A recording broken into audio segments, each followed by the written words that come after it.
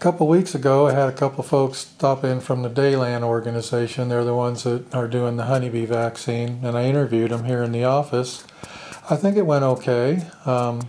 I know if you're like me, when you look at a 45-minute video, you might be hesitant to click on, and then if it doesn't get exciting in the first 30 or 60 seconds, you'd be tempted to click off. But this one has a lot of nice little tidbits throughout, good information about a lot of subjects, not just the vaccine, also about mites and viruses, and we talked about the bee die-off in California and around the country. Amy and Everett, they were the ones that were here, and they had some good insight into a lot of subjects, so if you got the time, I'd recommend watching this one to the end. I think it'll be interesting for most people. So I'm here with Amy and Everett from Dayland. Nice people, just met Amy today, quite pleasant, and I've known Everett for a while. We've crossed paths several times in the last year or two. We have. So it's been interesting. You were actually the first person that I talked to that helped me understand that your version of a vaccination is not Frankenstein chemistry. That's the term I use, whether that makes any sense or not.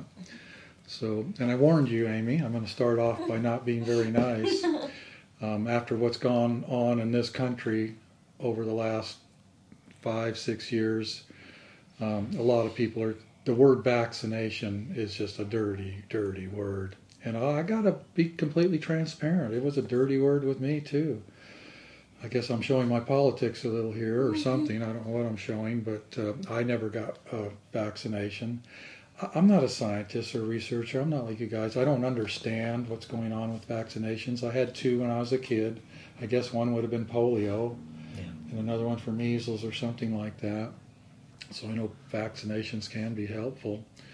But beyond that, I don't know much. But you helped me understand that what you're doing has nothing to do with some of the more recent technology that in my book would be something I'd not want to be involved in. Correct. So I don't even know what questions I'm going to ask you. We're just going to poke and prod. Well, I can start the response to a non-question, and Amy can follow up. So the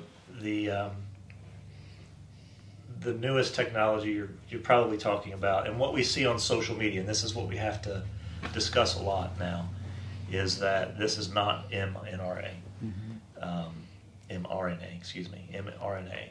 This is a dead bacteria in an aqueous solution that's accessing a natural pathway that's in the bee's system already. We're concentrating nature to affect nature.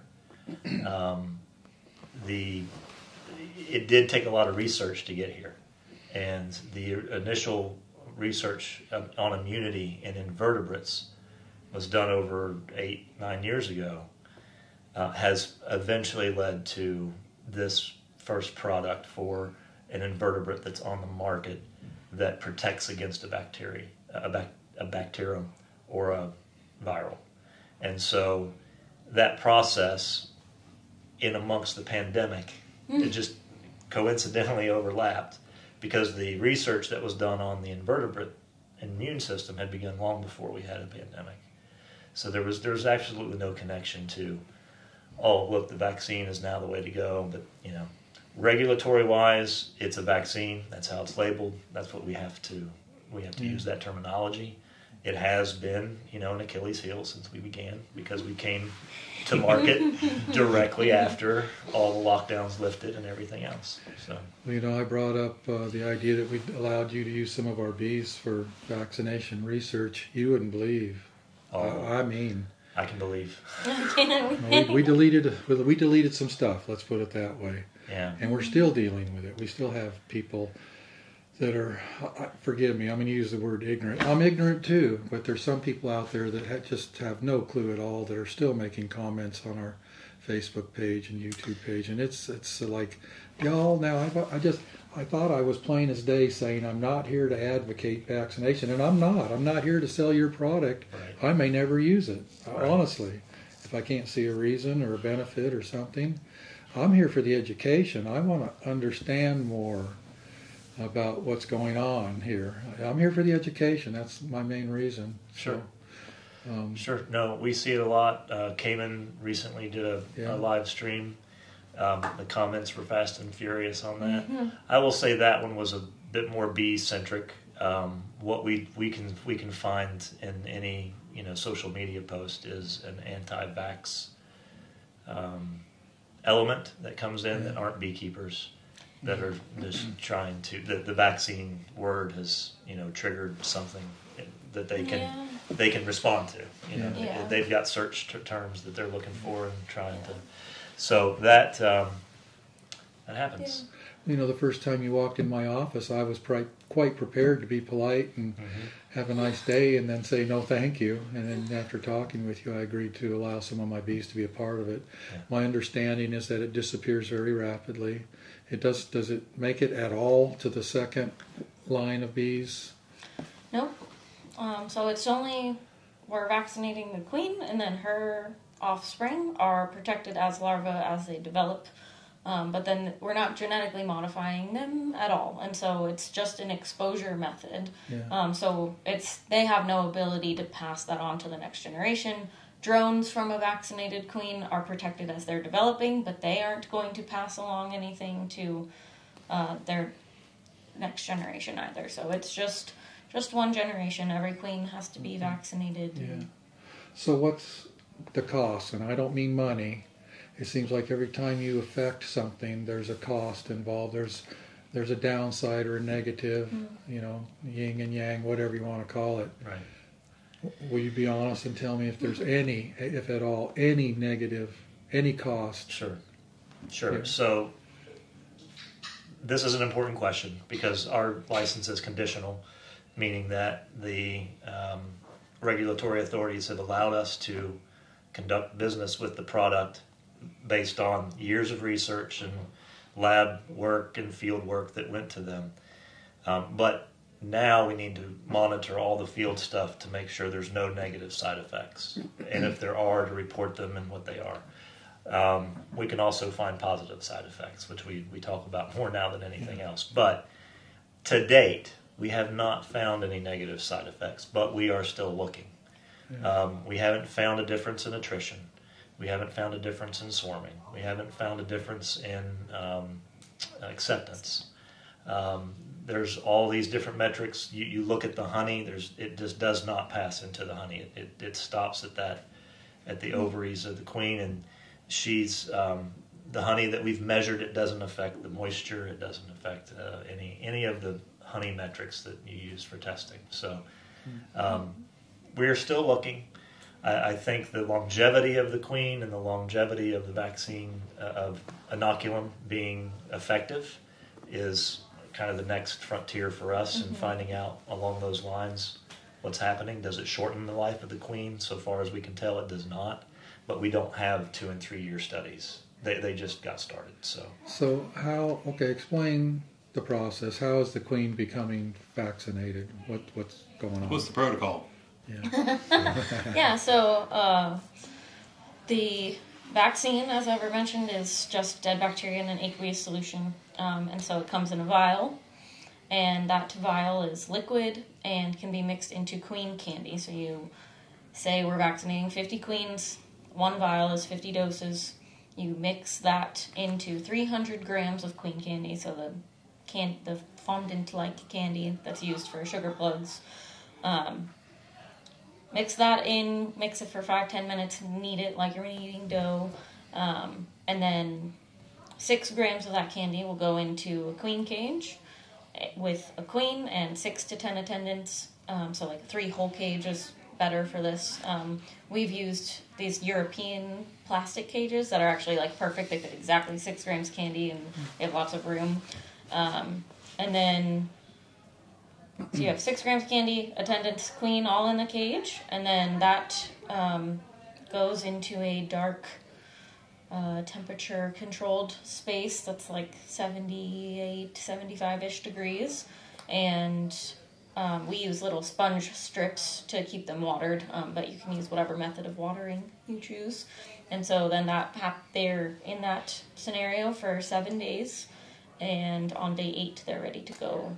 So this is what you're providing to commercial queen producers. What about people like me if I was to choose to do it myself? Is there a mechanism or is there some way the individual beekeepers can do it? Yeah, so we have been able to make some custom protocols for certain beekeepers because they needed things to work differently at their operation. So an example of one of those protocols is instead of putting the candy into each individual cage, we put that 300-gram patty of candy, vaccinated candy, into a shipping box or battery box with 50 queens, and then the attendants are on the outside of the cages instead of inside the cage, which just makes it a little bit more feasible time-wise and mass-wise. You can do a little bit more that way. So we've done it that way for commercial beekeepers. So it's essentially the same thing, and then those boxes go into a cold, temperature-regulated, dark place for 7 days. So at this point, how many queen producers are on board with your product? I used to know the number, but it got a little larger than I kept really? up with. So I would say It's more than a few then. I would say probably close to 30 if you my, look I at had no idea. the U.S. and Canada. Okay. I'd say we're approaching 30. Is Canada more open to this thing than America? Initially, yes, but with all of the geopolitical issues that we're having with tariffs and imports, and in Canada, the license stipulates that they have to go through a veterinarian, which raises the cost because you can't go direct to consumer like we can here in the States. So you add the negative dollar, you add any taxes that are extra to that, and then you add in the veterinarian's fee. And this year is a bit more challenging based on just the cost of the financial cost of it. But conceptually they were very eager and warm to learn about it. Okay. I found in BC, that was my first venture into Canada with this, open arms to hear about it. Alberta, Saskatchewan, all the provinces have likewise been very eager to learn. They give us a lot of airtime on different conferences and presentations. The queen breeders in Canada like it as a very good, especially once we see what the overwintering structure looks like coming out of winter this year. That's what they're very hopeful to see what that's going to look like. And the queen breeders in Canada take like any queen breeder does, they take a lot of pride in what they do, and that they're not a Chilean queen, they're not a U.S. queen, they're not a whatever queen. So the vaccination plays into that messaging for them quite a bit. Okay, so now back to the word cost, but now let's talk about money. What's it costing people to get a queen that's vaccinated versus one that's not? That's a great question. So we have, of those 30, the prices range because they get the vaccine and then they'll upcharge. Some charge a vaccination fee, like I'll just charge a one-time fee for however many queens. Others charge per queen. If you go online and you go to some of their online sites where they're advertised, they're typically somewhere between $12 and $18 more than the conventional alternative. I'm going to say, ouch. Yeah. That's a lot. So it is. And buying a vaccinated queen, but the vials. Buying a vaccinated queen is $12 or more extra. Typically. Yeah, that's a lot. That's going to give a lot of people a pause. It would. Which raises so they're the first question they're going to ask is, what's my gain here? Sure. I mean, what's the gain? What's the return on investment? Yeah, that's been that's a good question. That's been a big part of my job. So, return on investments come in it depends on what you're doing. If you're pollinating, or if you're producing honey, if you're doing both, or if you're making bees for sales. Better brood patterns, better brood production up front. You should see that in 45 days. Healthier brood on the year, you can see at least a frame of brood more, if not more than that, which typically will pay the vaccine back and then some. Honey production, we've seen increases between 12 and 18%, and that is kind of in the margins. In a bumper year, it's not going to matter, but we have a breeder out of Canada, and she put this into her apiary, and they had a green dearth this year where she was at. Meaning they had tons of foliage, Okay. but no bloom. Oh. So wet and kind of a chilly fall in that, so nothing bloomed. All the stuff that they would typically be foraging on, the plants were healthy, but they just didn't reproduce. So they had a green dearth. Her vaccinated hives capped their honey. Her unvaccinated hives did not. And so she knew she was losing her unvaccinated hives before winter would fall because of that. And so that little bit of margin can help. And so when we think about what is the vaccine doing, like for viral suppression, what we've seen in the field through those studies I talked about earlier is large amounts of deformed wing virus suppression. And so that in and of itself can lead to a healthier hive. There's studies going on that are showing less chalk brood and sac brood, most likely as a correlation to a healthier hive, not necessarily a direct cause from the vaccine.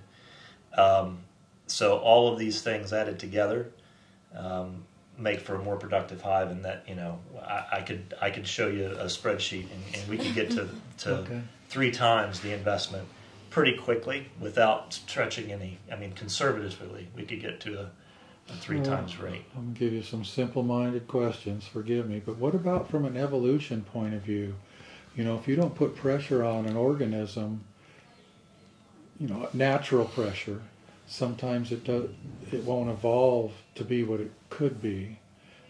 Are we suppressing pressure that's not allowing the honeybee to become resistant to certain things in its own right? Does that make sense? It does. I have an answer, but Amy, would you like to take that first? You can go for it. And then she can correct me. The hillbilly in me, she'll correct. So that's a great question. The fact that we're accessing transgenerational immune priming, which is the pathway that this vaccine is utilizing to get to the queen and into her brood, that's a natural process. It would be no different than if she were eating food that had been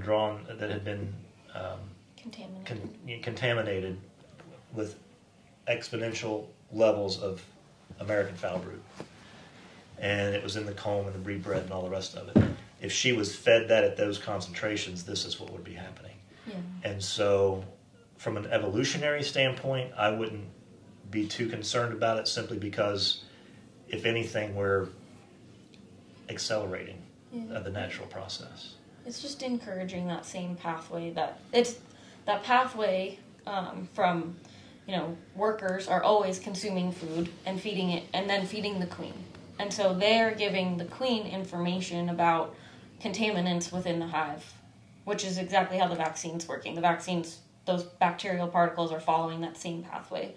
And then in the queen, that's how she then communicates to the next generation, hey, you might encounter this because your sister's older than you encountered it. So she's telling them, hey, you might see this type of contaminant, and that's just the pathway that the vaccine takes advantage of.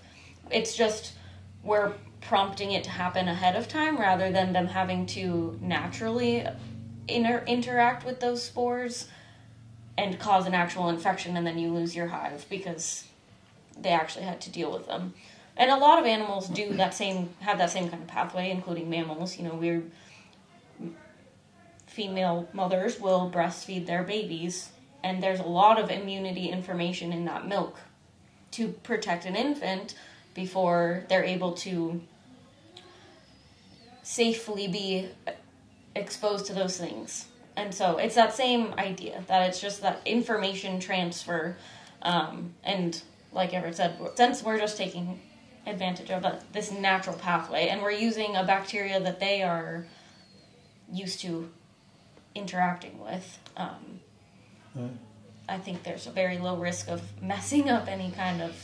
So there was some idea that this vaccination for AFB might be beneficial to EFB too, and we went out. I have right now I have 65 colonies-ish that have the vaccine, and about the same that don't, that are in this research study. And we have a yard of bees that has 4 colonies with European foul brood. We knew they were there. We knew they were there last fall, and they're still there. And casual observation is telling me that the vaccination is doing nothing for European foulbrood. I can't see a difference. Sometimes we see it, sometimes we don't. And Amy will probably comment on why. But yeah, I'm not as bullish on EFB as I was when I first got here. Because we did see initial responses that were like, hey, EFB is in the mix. Hey, we're looking good. And then others came back and it was just the opposite, such just like you just saw. So why that is, like I said, Amy can comment on. It's what we saw in the viral world that really got us excited. Because up till then, we were just looking at EFB. But once the viral component came across, and we can talk about that later. But to EFB, do you want to make comment on that? Yeah, like Everett mentioned, we've seen benefits to European foulbrood in certain situations, and then sometimes we don't see any help at all. And I think, this is my opinion, you don't have to put this on Dallin at all, but from my experience with EFB and working with it, there's multiple types of EFB. There's Melissococcus has typical and atypical strains, and then it's a very regional disease, and so genetically that disease looks different in different regions of the country, different regions of the world, and American foulbrood has multiple strains as well, but they're not quite as variable. They're not as drastically different. And that typical versus atypical quality of Melissococcus, I think, just might be causing that kind of, sometimes it helps and sometimes it doesn't, and it just depends on what type you have, that it might help. Have you guys been to California at all to be a part of the? Yeah, we've been doing lots. Be a part of the crash. I was there last week. For the crash this year. The bee losses. There's so many theories losses out there. I have mine that probably I won't say because they're probably wrong. I can tell you what the working theory is with most people. There's lots of there are lots of theories. Some of them are pretty understandable. Others are, maybe we'll see. And then others are kind of like, man, where did that come from? So, the crash out there, what surprised me most, Bob, and I come from agriculture, and I know no one in this world knows me that well, and nor should they. But when I'm raising a crop, I'm testing all the time. I'm testing my leaves, I'm testing my blooms, I'm testing my berries if I'm in small fruit, oranges, whatever, because I need to know what's going on in my field. And when this crash started to occur, we reached out to the commercial world and said, we'll do some free viral and bacterial sampling, like UGA, at no charge. Let us help, just to find out. A quick and easy, 2-week turnaround, because, the USDA went out and did that too. And they're going to be much more exact, and, how they present their data is, it's going to take 18 months. And so for us, it was a matter of, especially now with all the staff cuts and everything else. So for us, it was like, well, let's just get a quick and dirty to see if there is any commonality with disease, if it's bacterial, if it's viral, or whatever. Very few responded, and surprisingly few. And so I was talking to a beekeeper this morning in South Georgia. I said, what is it about beekeepers that aren't testing? That they just have this, and I know some are testing because I've seen reports and they show me on occasion. Some have subscriptions for testing, but they don't utilize them very often. And he said, well, up till now, we've never had anything that we could do about it. So why take the time to send the samples off to find out I've got a virus that I can't do anything about? And so I understand that. I understand that this crash, this readjustment in the industry that's happening, going to happen, is going, or it should shift to preventative health in bees, just like we do for cattle and chickens and pork. George says that all the time. Prevent. Does he? Yeah. Which is a foreign concept in beekeeping, right? Like it's very reactive. We try to keep our mite loads down, and I think that that's pretty much the closest we get to a preventative management strategy, is trying to keep mite loads down. But otherwise, it's treating once you have something, and no products were designed for prevention. They were designed for treatment, and then beekeepers try to use them in some way to limit things. You know, a lot of guys use antibiotics off-label as a prophylactically, you know, to try to just limit some of that stuff. But I haven't been offered a tool that just says, here, use this, and this will keep these levels down. So it's a valid point, I think, from a beekeeper's perspective. Yeah. What's the point of knowing exactly how much of each thing I have if I can't do anything about it? So did I get your theory yet about what's going on out there? I'm getting there. I get on my soapbox here because, you know, Dallin is brand new to the industry. It's a name no one recognizes. It's seen sometimes as, you know, Big Brother coming in to do something. This company was founded by 3 researchers. The 2 that were found, TGIP, and the third, Annette, who's our CEO, that came in and said, let's apply it to something that is vital to our food supply chain. And bees was the first thing on the list because that's 1 in 3 bites of every bite we take is from pollination. So they founded the company on bees first and the people who take care of them. Healthy animals, healthy planet is the tagline and the motto that we talk about all the time as a team. And the culture within our company is about what are we doing to help not just the bees but the industry as a whole, because this type of business as usual cannot continue. We've seen that. We were at a commercial meeting last week with a bunch of commercial guys, and there were 2 presentations not related to us that were all about, you know, I've been in the bees all my life. My dad was in the bees all his life. This is scary. This is changing in a massive way. We have to think about what's next. Apologize. And in Alberta, we were at their IPM presentation day, conference. I was there for a day. You were there for 3. But one of the surveys that they took was of all the Alberta transfer tech system. 1% mite load is high risk, and 3% mite load or more is certain death.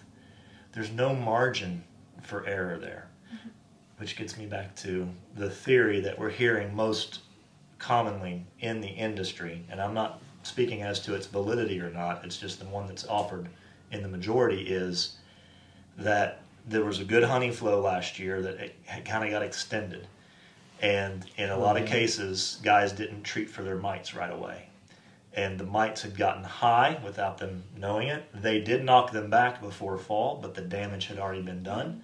Mixed with high viral loads, the hive was certain to crash, and poor nutrition comes into that as well, going into fall. That's kind of the mix that most guys are talking about, and it makes perfectly common sense that that's the case. But that shows how critical it is to keep track of what's going on in my hive and be testing, whether it's for mites or whether it's for viral loads.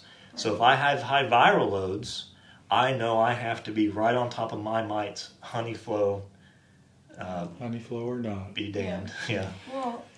Well, I've spoken to several people, a couple of them good friends that were completely honest, that lost tons of bees, a huge percentage. And whether it's a coincidence or not, in every single case, they were running 3 to 4 weeks late on their mite treatments. Yeah, well, I think all the impact of viruses, once you have a high mite load, I think is also not fully understood, that there's a delayed effect. The same presentation we saw in Alberta, they show this peak of mite levels in fall or late summer, early fall of 2021. And then their next graph is the same time period with viral loads, and the viral load peak is in right as they're coming out of winter.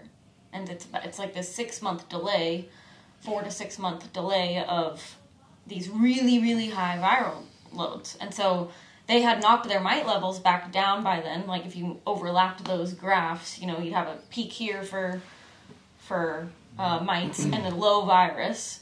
and then you have low mites later, but a huge peak. And so guys are like, well, my mite loads are low. Why do I have all these viruses? Why are my hives dying? But they accumulate. You know, once you knock the mites down, those viruses are already there, and they can continue to take off. And so I think that, like, idea of, I mean, I know everyone always tries to keep their mite levels down. No one ever lets them on purpose get out of control. But I think if that does happen, I think they don't think about, oh, well, this is going to matter in 6 months. They just try to knock it down. I have casual observation, which may not match up with what you guys know. And Jesse's been there and saw this, where we got pretty late on some mite treatments, and we clean up all the mites 100%. And my experience is, by looking at the brood and the bees, that it takes 4 to 6 weeks for the viral load to come down to the point where your bees can be now described as healthy again. And so we have this store where we get a lot of sideliners and hobbyists, and some commercial people come in here, and when they say we lost our bees, first question either one of us asks is, did you treat? And the second one is, when did you treat? Yeah. If you're treating the bees that have to make it through winter, you're way behind already, because the virus is there. It's in those bees. You can remove every mite in the colony, but that virus is there. It's already there. Yeah. And that's what our initial research found about both AFB and deformed wing virus, is that in subclinical levels, it's still having an effect on the hive. So I don't see the strings coming out of the cells. I don't see crippled wings, but your hive is struggling, and you just don't know it before it gets to that. Once you see the symptoms, it's too late. Yeah. But so I think there's going to be a shift here. I hope there's a shift here, as there would be in most agricultural commodities. We have a lot of work to do as an industry. I get on a bigger soapbox on that, but that's not a Dallin-sponsored Well, if you were able to, and I saw this once, I think it was when CCD was out there, and somebody presented a graph with a bar over like 100 years or more, and all the huge dips in the bee population, which seem to happen every 15 or 18 or 20 years, and except for omites, there was zero explanation every time. And this thing went way back to the early 1900s. Wow. Huge bee dips and no explanation. Nobody ever figured it out. I don't know. That's just information. I don't know what that means. That's very interesting. I would love to see how that overlaps with climate swings, because the Earth has a heartbeat climate-wise. What's happened in the last 100 years is now we don't know what the future holds. You could look at history over a few million or billion years, and you could see what was next, right? It had a very distinct pattern, and now that pattern's all thrown off. I don't wonder if you overlaid that bee graph on the climate graph, if it would have some correlation. But, right, yeah.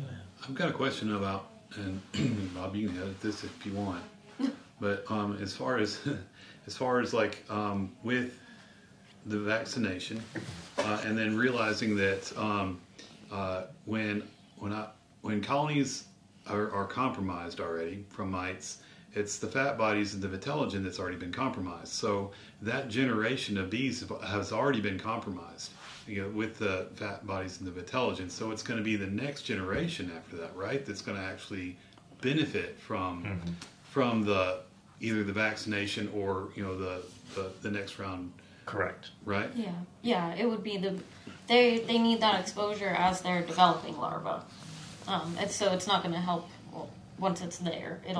Once the bees have already been, their fat bodies and vitellogen have already been exposed, once that's already been compromised, they're compromised. That's right. You're absolutely right. So what are we missing here? What questions are we forgetting to ask? I'll do just a quick plug for us. You can plug yourself. As you know, and your audience, make sure that we respect everybody. Because I know that YouTube lasts forever. So depending on when you're hearing this, because of the colony losses that we've seen, we have been, as a team, making sure that everyone in our company understands the pressures in the bee industry right now, as a whole. And so we're responding to that. For those guys that have been on the fence, do I try it? Do I not try it? Because even when we show the best data in the world, the reality is, until you see it in your own apiary, it doesn't really make much of a difference. And so for those guys and gals that have been toying with the idea, we have a very generous program that brings the cost almost down into half financially for anybody that wants to vaccinate themselves, whether it's bees that they order in that they vaccinate, or it's a relationship with their queen. So the $12 turns into $6? $7. Okay. And so that program is in direct response to what we have here, because we do see ourselves as part of the leadership into the future of bee health, and we believe that we're going to have a very large impact, especially from the viral components coming forward. And so just because we believe it doesn't mean anybody else is. And so if we can prove value, this is the best way for us to do that. So you guys know a lot more about the viruses than I do. So this is a beekeeper question. Forget Dayland. So there's 2 deformed wing viruses that are prevalent right now. Is that correct? There's actually 3. There's actually 3. Okay. So there's the B. There's A, B, and C is A, B, and C. Okay. And I was told.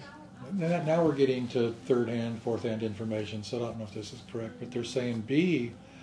You have to have a much lower mite load to keep B under control than you did with A. Is that what you're seeing? That seems to be what the shift is that deformed wing, the DWVA used to be the most prevalent and harmful, and there seems to be a shift happening where now deformed wing virus B is causing more problems, and it's more lasting issues, it seems like, and it's having a broader impact on the hive before you see symptoms. Is B the reason you have to have less mites now? The threshold used to be, whatever, 3%. Now it's 1%. Is that the reason? I don't know for sure. But it would make sense to me because it seems harsher. It seems like it's causing more damage with less. And it's also, all versions of it can be transmitted in multiple ways, but especially if deformed wing virus B is more harmful and it's being transmitted vertically and horizontally and by mites and through the environment, bees have a lot more ways to contract that. And so your mite load doesn't matter. If you have a queen that is carrying deformed wing virus B, she can pass that on to all of her offspring. So it doesn't even matter what your mite loads are. It's just in there. Has anybody looked at whether there's A, B, and C in these colonies crashing in California, like maybe all of them? The preliminary tests coming back show that deformed wing virus, of course, our quick and easy turnaround studies just show deformed wing virus. They don't delineate A, B, or C. Oh. We are seeing high loads of deformed wing virus. We're also seeing suspicious loads of nosema not across the board, but that seems to be a bigger trend. So what aggravates I know some of the stuff, but what out of the ordinary would aggravate nosema in the viral world? Is there a correlation at all? Viruses and nosema? I haven't spent too much time researching nosema. I'm not sure. I do know that it's, at least what I had learned 10 years ago when I started beekeeping, was that it is a sign of a stressed colony. Always, and so, if those hives were under a lot of pressure from multiple other things, I think it's the same, that concept goes for everything, not just nosemas. If they're battling something, they get worse at battling other things. And so they can't, if maybe they always have a low lying level of nosema, but if they're now dealing with a large viral load, they can't manage that as well. There's always trade-offs for... I don't know what to say now. I'm searching for smart questions, intelligent questions. I'm about out of them, I guess. Maybe none of my questions were intelligent. I don't know. No, they always are. They always are. I always enjoy this podcast that you do.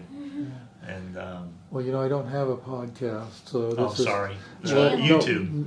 Yeah, YouTube. Oh, I was just about to compliment you and say, I don't have a podcast, and when I do interviews with people and post them on YouTube, it's because I think there's probably something useful there.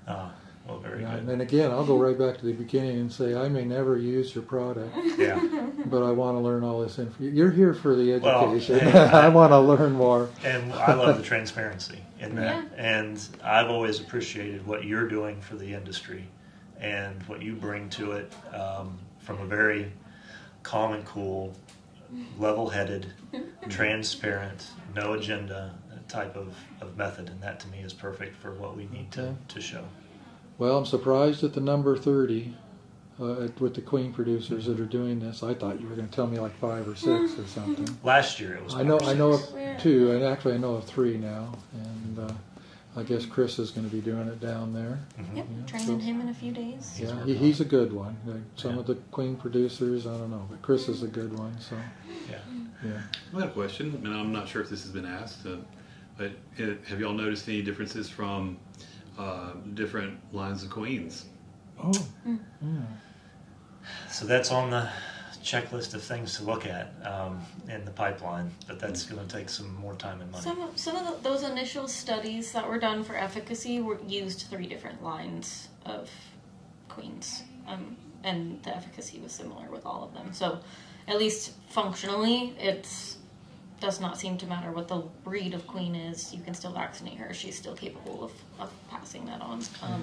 But I don't know about.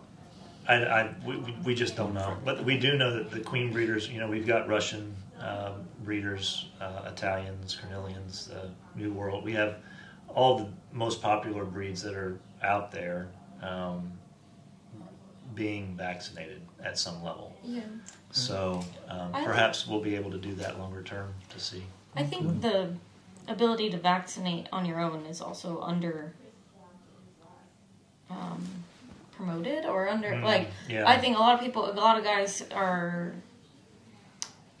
kind of dampened by the 7-day vaccination period, and they want to get their queens in the mail, they want to put them in hives, they don't want to wait that 7 days, but that is an option, and it's really not hard. I mean, you have to plan a week ahead of time, right? You'd have to get your queen shipped to you a week earlier than you need them. But then you mix that vaccine in candy, put it in that box with those queens in the attendants, and you can then you have those ready in a week to go use, and then you can vaccinate any breed that you like. You could get your queens from whichever queen producer you want, and you don't have to maybe do that that part of it. You can do. A knee-jerk reaction to all this is that it's going to be more attractive to the people that are traveling the country and pollinating in California, and maybe then on to Washington and on to who knows where. And Yeah. they're the guys that are super stressed. The bees are super stressed. And you're exposing yourself to a lot of garbage out there, yeah. And we get that. I think what I've seen, especially over the last 3 years, is and one of the reasons that came and reached out and we did what we did. A lot of the energy in beekeeping industry is at the Bee Expo, and that is, to me, the silent majority are sideliners, prosumers, right? Hobbyists that are well-educated hobbyists. Yeah. And so where we see most of our organic interest, people coming to us and saying, hey, I want to learn more, is from that sector. Yeah. The commercial guys, they're just running as hard as they can, as fast as they can, constantly. Yeah. And sometimes bee health is harder to pay attention to because of labor issues and Timing, quality. yeah. Quality control gets really tough after 10,000 hives. Not to say it can't be done, and there are some guys that do very well at it, but those operations kind of take on a life of their own. And Yeah, it is it's hard. to think about how to build a better bee. They're just trying to get to the next season. Well, we're trying to get into breeding a bit here this year. We got a lot of different lines of bees that we're going to play with and try to create some resistance in our outfit. And I know how to do it, just never spent much time doing it. Yeah. So we're going to head in that direction. Of course, we'd like to think that mite-resistant bees are probably a little more resistant to everything else too. I think it goes hand in hand. I could be wrong. I can't explain why I think that, but I think that they're tougher. They're different. Mm-hmm. These lines of resistant bees seem to be different. Yeah. Very good. Well, thank you very much. And anything else? No, I appreciate y'all coming and spending some time with us. Yeah, it was fun to be here all day. Yeah, she spent the morning with us. We had fun. Yeah. I just stood back and watched. I only show up when it gets easy. So. It was fun being out in the bees. It's always, this time of year gets exciting, watching the bees grow again and start to... Yeah. Hope springs eternal for spring. Right, yeah. So with bees, it's the same way. It's a gold fever type of thing with beekeeping. Next year, I'm going to nail it. That's agriculture, man. It is, yeah. That's everybody. So. All right. Thanks a lot. Man. It's good to see you. Appreciate it. Really Thanks good to meet you today. Nice to meet you all. Thanks, Jess. Okay, thank you.